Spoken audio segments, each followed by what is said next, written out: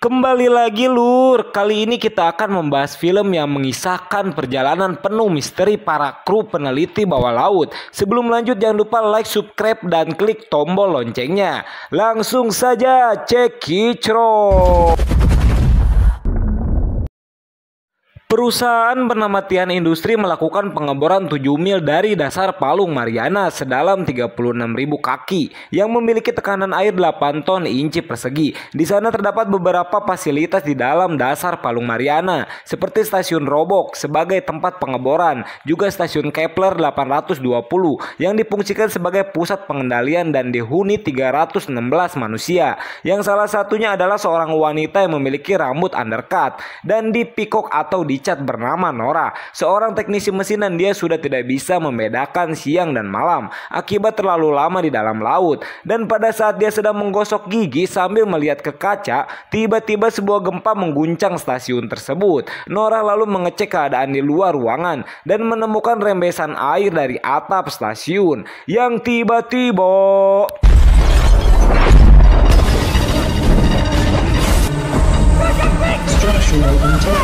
sambil berlari, Nora mencoba membangunkan para awak, tetapi karena tidurnya nyenyak, mereka tidak bangun-bangun. Dan dalam pelariannya, dia bertemu dengan seorang pria bernama Rodrigo yang menanyakan apa yang sebenarnya terjadi. Nora memberitahunya bahwa ada kebocoran tekanan dan mereka lantas berlari menuju ruangan aman. Dan ketika akan menutup sekat kedap air dengan raripuh, Nora melihat dua awak yang berlari ke arahnya dan berniat untuk menunggunya, tetapi Rodrigo menjelaskan bahwa mereka tidak akan sempat. Dan dengan berat hati akhirnya Nora menutup pintunya agar ledakan tidak menghancurkan seluruh fasilitas stasiun Kepler 820.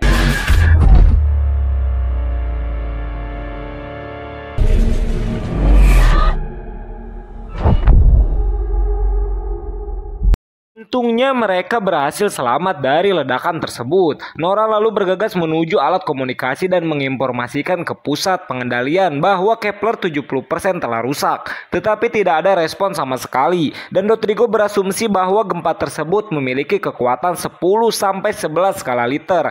Tetapi asumsi tersebut tergoyahkan ketika mereka mendengar suara erangan dari luar stasiun. Mereka lalu bergegas menuju ruangan sistem untuk mengetahui lokasi kapsul penyelamatan yang masih berfungsi, yang ternyata berada di CR7, dan lantas bergerak ke sana sambil melewati ruangan yang dipenuhi puing-puing stasiun Kepler. Dan sambil melewati ruangan yang dipenuhi puing-puing stasiun Kepler, dan dalam prosesnya Nora mendengar suara minta tolong, dan ternyata itu adalah pria bernama Paul yang tertimbun puing-puing dan berhasil selamat bersama boneka kelinci kesayangannya.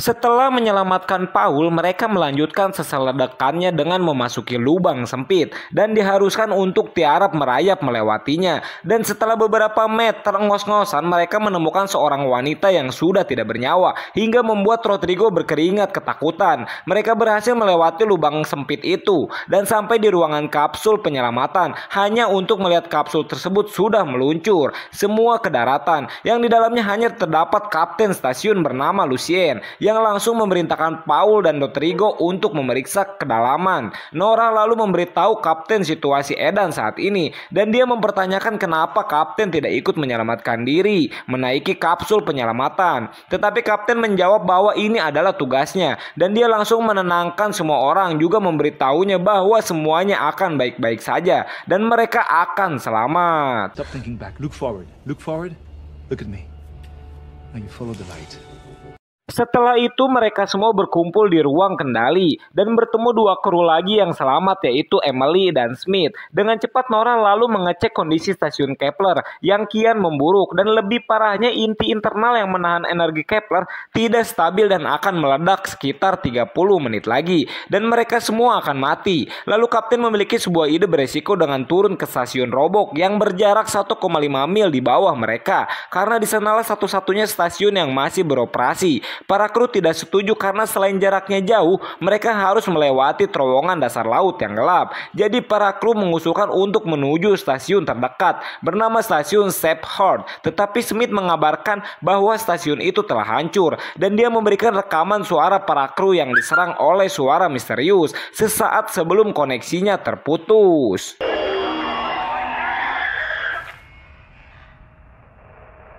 What the hell was that noise?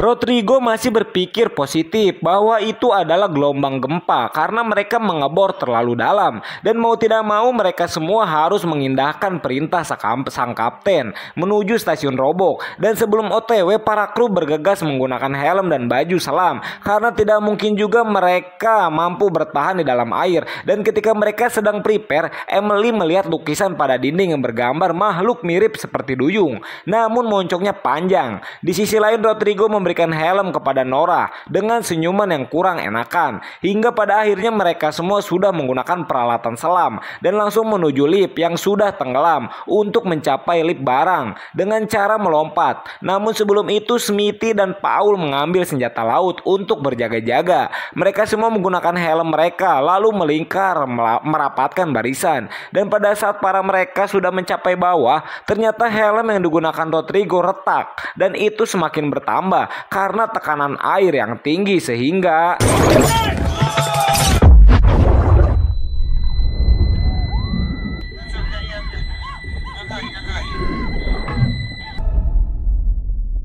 Let's go, Emily. Step to the edge. You have to jump now.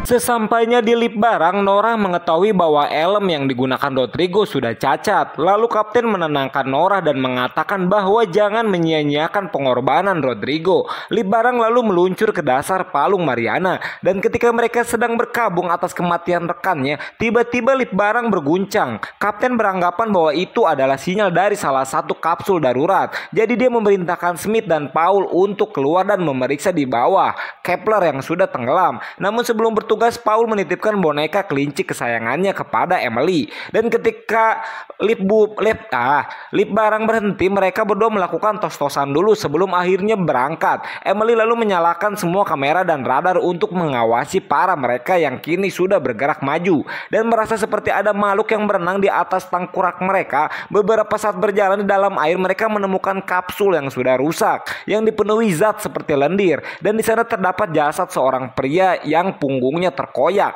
Nora menyuruh mereka kembali, namun mereka berdua malah mendekatinya dan tiba-tiba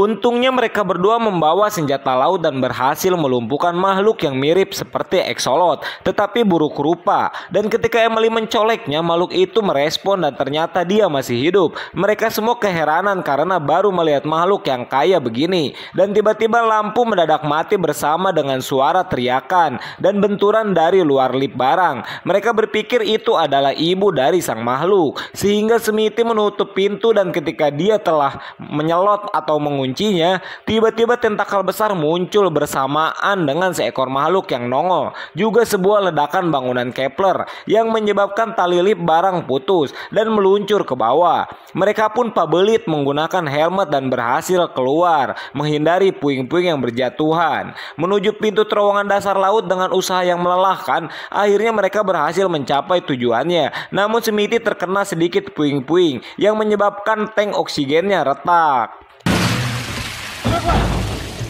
We can't clear the door. Fuck our lives. Nora, call the mover. All right.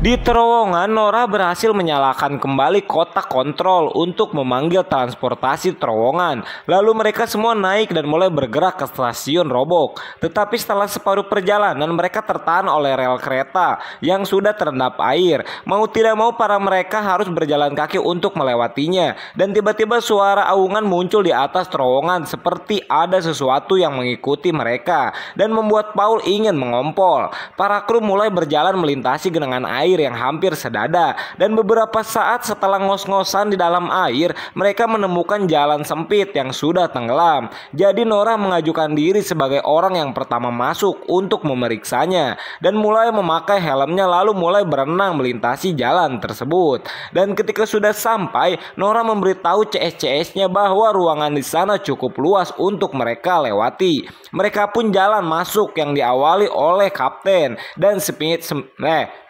Smithy hingga meninggalkan Paul yang merasa ada makhluk seperti Slenderman di belakangnya. Dia mulai masuk dan berenang menuju teman-temannya dan memberitahu mereka tentang si Slenderman itu. Tapi tiba-tiba dia ditarik oleh makhluk itu hingga kakinya putus dan Paul pun akhirnya meninggoy.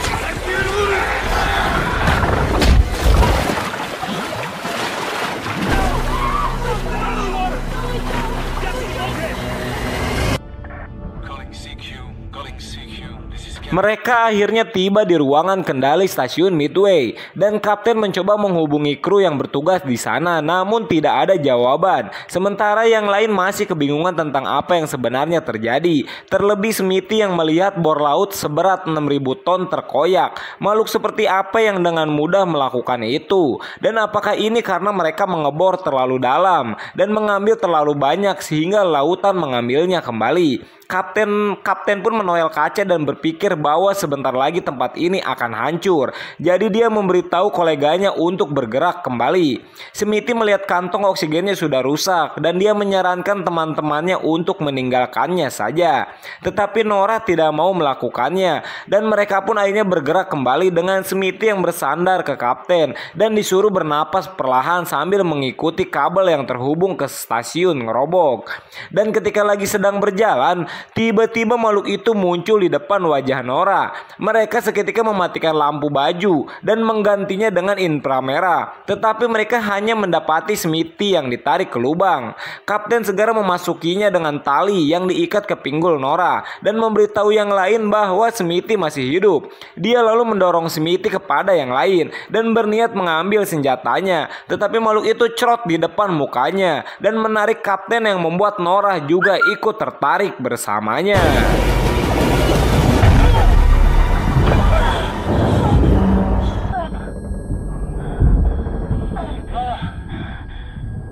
Mereka berdua tersangkut di bor laut yang mana Kapten terlilit di samping sementara Nora berada di atasnya. Jadi dia mencoba untuk menyelamatkan si Kapten, tetapi bor itu bergoyang menghilangkan fokusnya, yang mana itu dilakukan oleh makhluk yang berada di belakang Nora yang mulai mendekatinya dan mencoba menghakkan Nora dengan moncongnya. Kapten lalu merangkak ke atas dan mencolok-colokkan pisaunya ke tubuh si makhluk yang membuat makhluk itu marah, lalu menarik Kapten ke atas bersama dengan Nora yang memegangi tangannya. Dan karena naik dengan kecepatan penuh, tekanan air membuat baju selam tidak bisa bertahan lama dan akan menyebabkan sebuah ledakan. Nora tidak mau lepaskan Kapten, tetapi Kapten memberitahunya bahwa semua akan baik-baik saja dan langsung melepaskan tali yang mengikat mereka berdua. Akibat ledakan itu Nora pingsan sebentar lalu terbangun dan dia mencari keberadaan Emily juga Smithy. Namun dia malah menemukan tentakel besar yang bergerak ke arahnya dan membuat Nora berlari hingga akhirnya dia menemukan stasiun Sepat dan mulai masuk ke dalamnya. Nora lalu mewek sesegukan atas kematian Kapten. Lalu dia bergegas menuju ruang komunikasi untuk mengabarkan kepada Emily bahwa dia baik-baik saja, tetapi dia tidak mendapatkan respon sehingga dia mulai menyiapkan segala sesuatu yang memungkinkannya bertahan hidup di dasar laut seperti baju selam juga pistol suar. Dan ketika sudah siap dia mulai keluar stasiun untuk mencari keberadaan rekannya. Dan beberapa saat berjalan di dasar Palung Mariana, dia menemukan jejak seretan tubuh, juga mendengar suara Emily yang putus asa sambil ketakutan berada di depannya. Dan akhirnya dia menemukan Emily beserta Smithy yang tergeletak. Nora lalu menenangkannya dan Emily menanyakan keberadaan Kapten, tetapi Nora menyuruh Emily untuk membawa Smithy dan mulai berjalan ke stasiun Robok. Dan sambil menarik Smithy, mereka berdua merasakan baal di tubuhnya. Juga mereka mulai bercerita tentang kehidupan mereka. Di sini Emily menegaskan bahwa dia sangat mencintai Smithy dan Nora pun langsung memerintahkan Emily kalau cinta terus tarik dong se. Dan akhirnya mereka berhasil menuju stasiun pengeboran Robok dengan kedalaman 6,9 mili.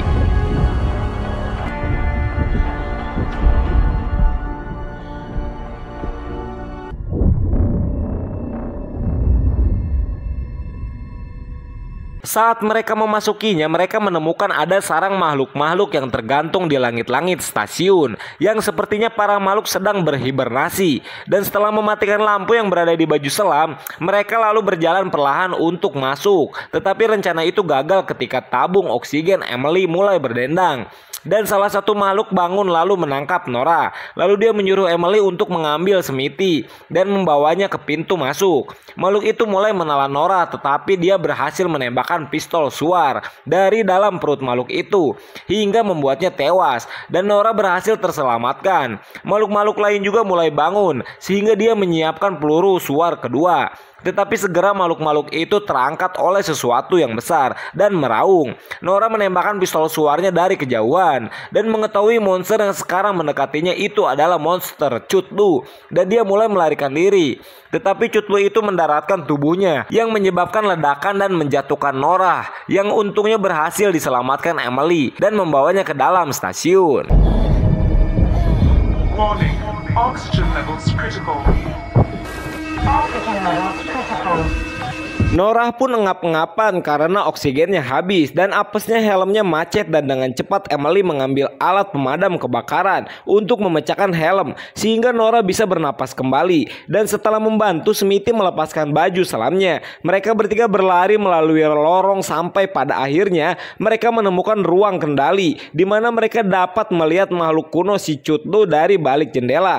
Nora lalu memeriksa peta stasiun di komputer, lalu memandu CCS-nya ke ruangan kapsul penyelamatan. Perlahan stasiun pun terkena banjir dan akibat itu sistem darurat mengunci semua pintu. Namun mereka berhasil menemukan jalan setelah menghindari gelombang air yang datang, dan mereka menemukan ada 3 kapsul di sana dan hanya ada satu yang tidak berfungsi, dan Nora tidak memberitahu yang lain tentang hal ini. Mereka lalu menempatkan Smithy di kapsul pertama dan mengirimnya keluar bersama boneka kelinci kesayangan Paul. Dan ketika giliran Emily yang akan menaiki kapsul, dia mengetahui bahwa satu kapsul lagi rusak, dan karena kehabisan waktu Nora mencetut muka Emily dan memasukkannya ke kapsul, lalu mengatakan semuanya akan baik-baik saja.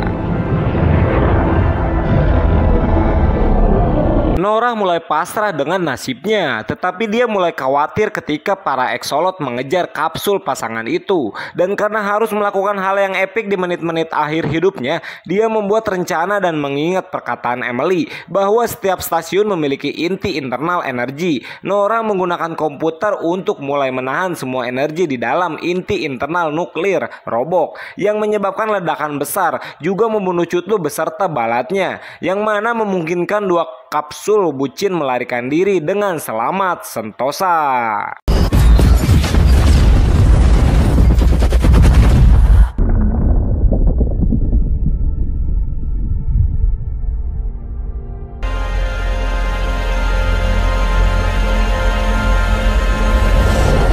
Lalu film diakhiri dengan menunjukkan berbagai artikel berita tentang laporan yang mengatakan semua informasi dirahasiakan dan tidak ada seorang pun yang diizinkan untuk berbicara dengan penyintas atau para kru yang selamat. Semua kamera pengawas telah dihancurkan dan katanya karena kerusakan. Juga tiap industri menolak bantuan pemerintah dalam penyelidikan karena mereka berencana untuk membangun kembali dan terus melakukan pengeboran. Manusia meni kakapok, dan film pun selesai.